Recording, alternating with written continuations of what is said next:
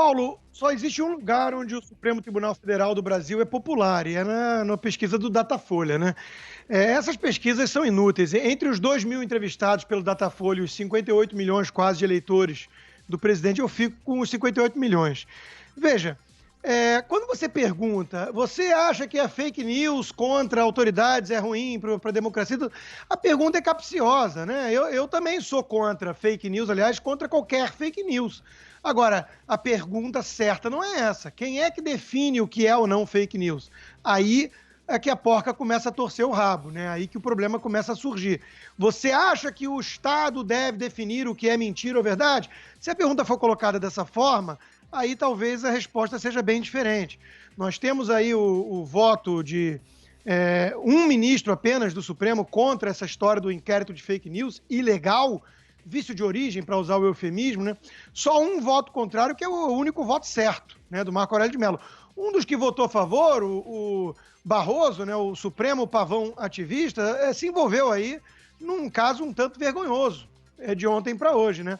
Ele curtiu uma reportagem da revista Isto É, em que dava aspas ao deputado Kim Kataguiri, dizendo que o presidente só não fecha o STF e o Congresso porque não tem o apoio popular ou dos militares para tanto. E ele curtiu essa mensagem. Eu e muitos outros pontuamos o absurdo da coisa e ele veio a público se desculpar, mandou uma mensagem direta para mim, inclusive agradecendo por ter alertado ele, né? E a imprensa toda ecoou o pedido de desculpas, né? É um salvo-conduto danado, um duplo padrão, imagina se não fosse progressista. Imagina se fosse um Bolsonaro curtindo uma mensagem com uma acusação gravíssima dessas e leviana e irresponsável, né? Do outro lado.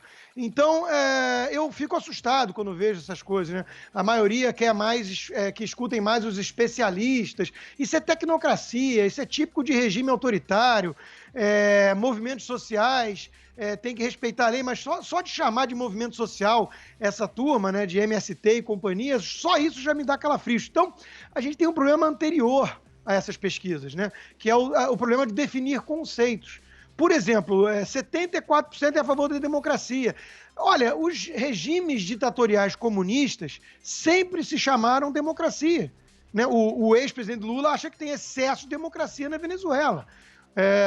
A República, a Coreia do Norte se diz uma república democrática, como todo regime comunista, sendo que todo mundo sabe que o comunismo é incompatível com a democracia. Não existe socialismo democrático, só na sigla do PSOL, né, que defende a ditadura cubana e a ditadura venezuelana. Então, tudo isso é uma zona, é uma completa confusão conceitual, a forma capciosa de perguntar, e aí vai ajudando numa narrativa que boa parte da imprensa adota, porque não suporta este governo eleito, com quase 58 milhões de votos, para pintar o governo de golpista e antidemocrático e o STF, vejam que ironia e que piada, como o guardião da democracia. Sai da bolha, sai do Datafolha, sai das redações da mídia e vai escutar lá fora a opinião verdadeira, não dos 2 mil entrevistados pelo Datafolha, mas do povo, e aí você vê um resultado diametralmente diferente, né? O STF não goza de nenhuma credibilidade e hoje